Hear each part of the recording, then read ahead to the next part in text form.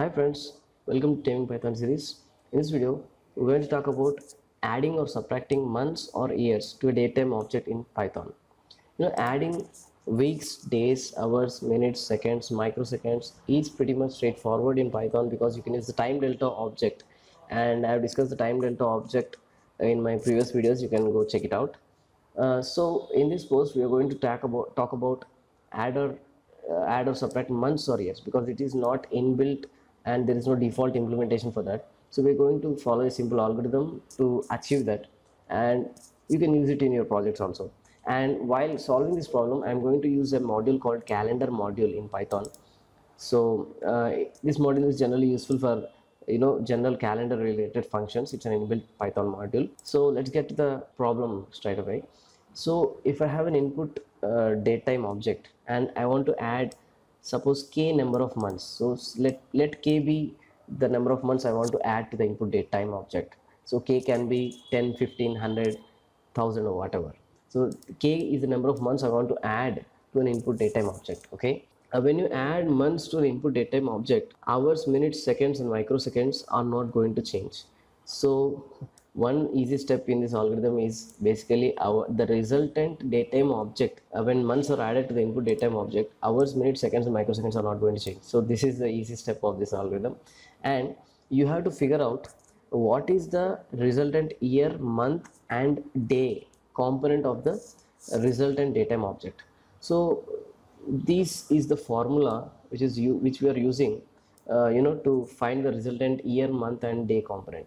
So the resultant year component will be, you have to add input month minus 1 plus k divided by 12, and you have to take only the integer part of it. So you have to do the floor, and that means you have to do a floor division of input month minus 1 plus k divided by 12, and then the resultant month component would be input month minus 1 plus k. And what is percentage 12? Percentage 12 means you take this number, divide by 12, and you take the remainder out of it. So this is the remainder operation in Python. So what you're doing is input month minus 1 plus k, divide it by 12 and take the remainder. So this is the remainder operation, and add 1 to it. So this will be the resultant month. Okay, and the resultant day component actually shouldn't change, but there are definitely cases, like suppose if you have January 31 and add 1 month to it, you can't say the resultant is February 31, right? Because there is no February 31st. So what you have to take is the maximum possible date in that February. So in 2020 the maximum date is 29, and in 2021 the maximum date in February is 28. So the resultant day component would be the minimum of the input date and the maximum possible month date for that year. So this is what the third step was. And to figure out what is the maximum possible date in that calendar month, we are using the calendar module actually. So this is a small algorithm which you can use to add months or years to an input datetime object. And you can think, why this, how did this equation come? It's actually pretty simple. Suppose if you want to add 18 months to 12 December, the result will not be 2020 and 30 month, right? It will be 2021 and 6th month. How did you do that? So what you did was you incremented years by multiple of 12, and the left out thing, the remainder, you added to the months. So effectively these two equations are doing that same thing. Okay, so you can figure out how it is made. So let's try to implement that in Python. Okay, so I'll take a blank folder. I'm going to open it with VS Code, and now I'm going to create a blank file. So I'll go to File Explorer and click this plus button, and I'll write index.py. So my blank Python file is created. So first I'll import the required modules. Okay, I'll write import datetime as dt. I'll import the calendar module later on. So for the demonstration purpose, let me take the input datetime as input dt equal to, and let me try to use the current time as the input. So dt.datetime dot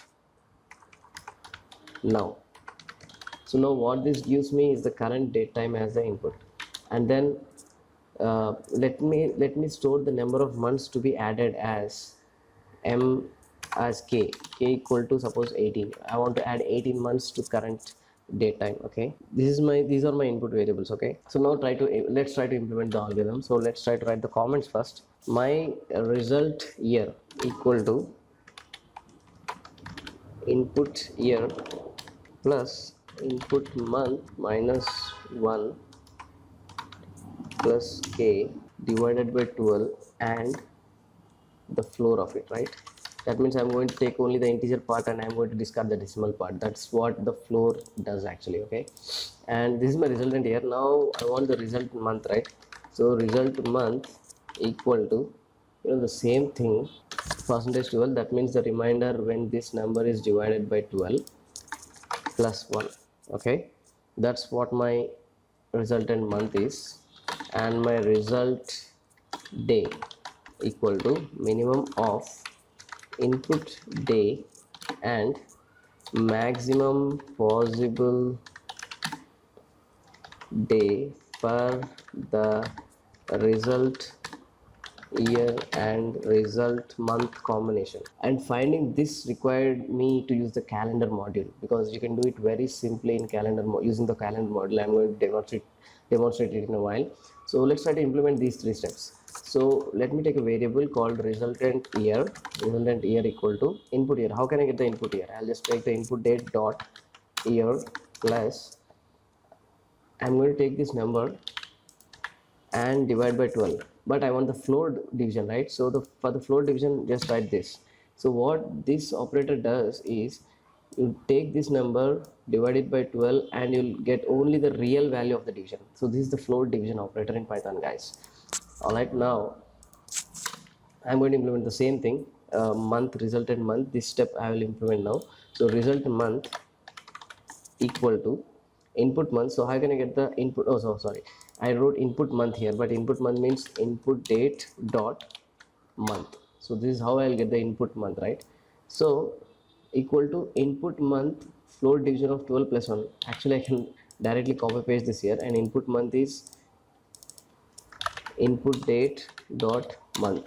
So what I'm doing is I'm going to take this number, divide it by 12, and I'm going to take only the remainder. So the remainder division is actually this percentage operator in Python, guys, and I'm going to add 1 to the resultant number. So this is my resultant month.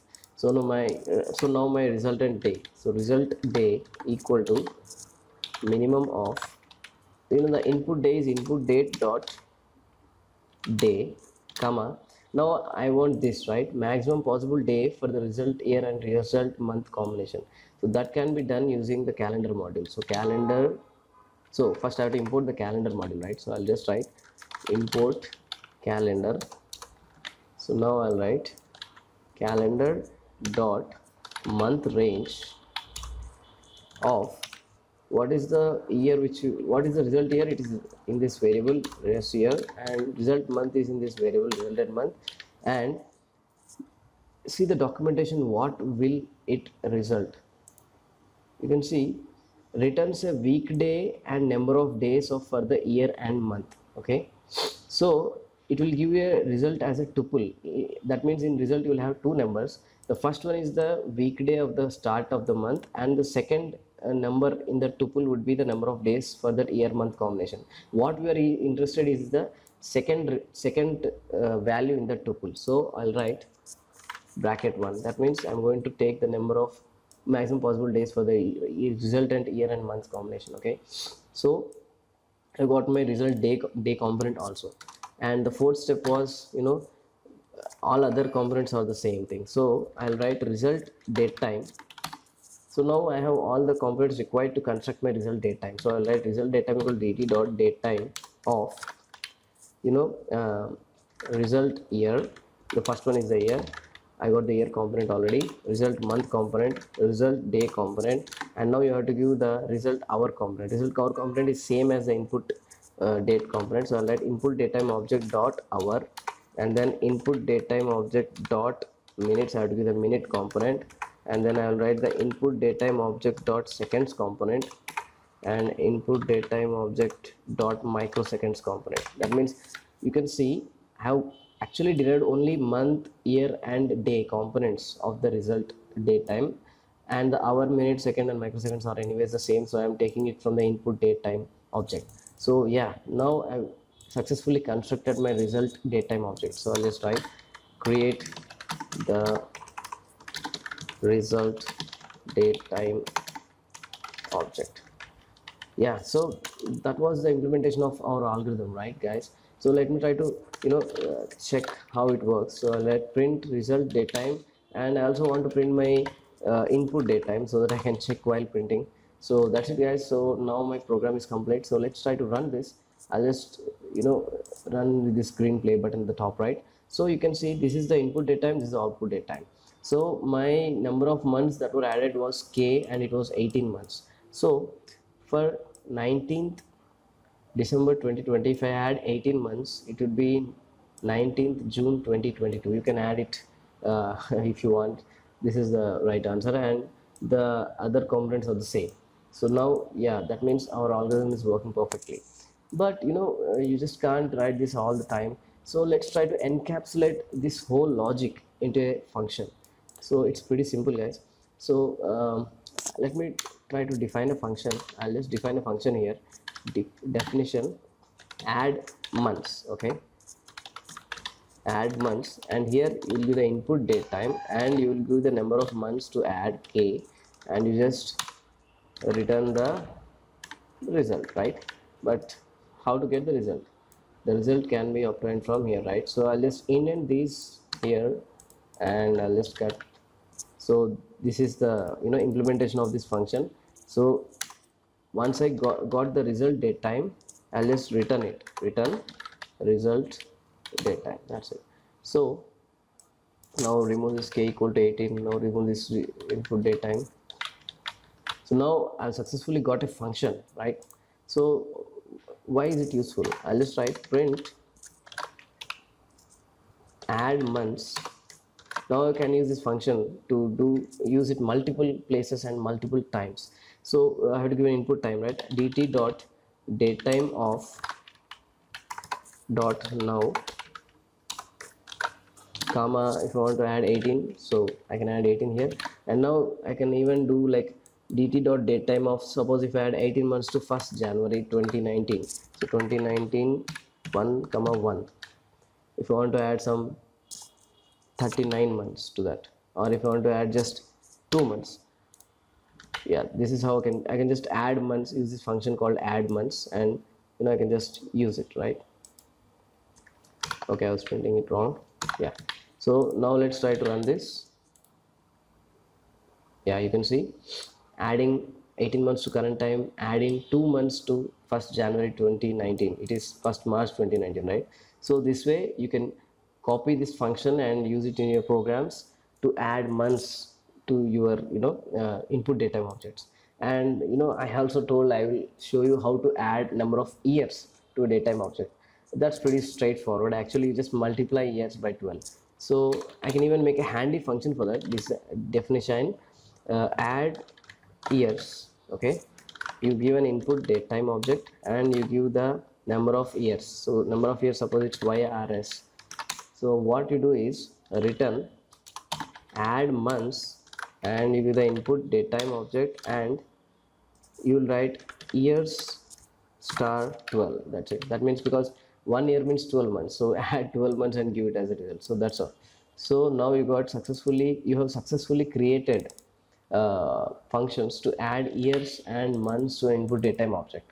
Then you would have got a question, if it's so simple, why is it a default, why there isn't a default implementation of this algorithm? So now I will come to the point why there is no default implementation of this algorithm. Not default, inbuilt implementation of this algorithm.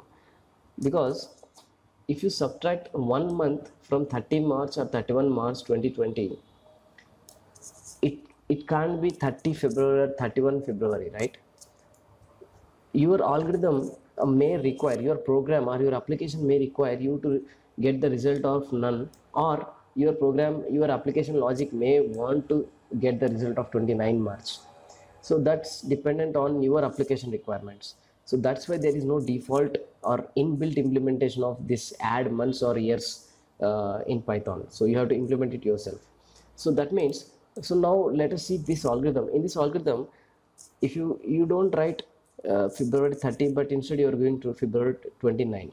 But your program or your application, your business logic may require you to return null. Like if I say subtract 1 month from 31st March, your program, you may desire to get an exception for that, because you don't want to do that calculation. So here, instead of doing this, you can check if it's a I'm sorry, instead of doing this, line number 12, instead of checking for the minimum of the input day and the maximum possible calendar date, you may want to throw exception if the day is more than that calendar day. That may be your application requirement, right? So you have to tweak this function as per your application or your business logic requirement. But for the most part, this will work anyways. That's it about this post, guys. This was how to add or subtract months or years to a datetime object in Python. We have successfully implemented it using two functions. We have created two functions, and you can use these functions in your programs. I've written a blog post on how to do this, and you can copy paste this function and use it in your programs anyways. So be sure to check out this link. I'll provide this link in the description of this video. So thank you for watching, guys.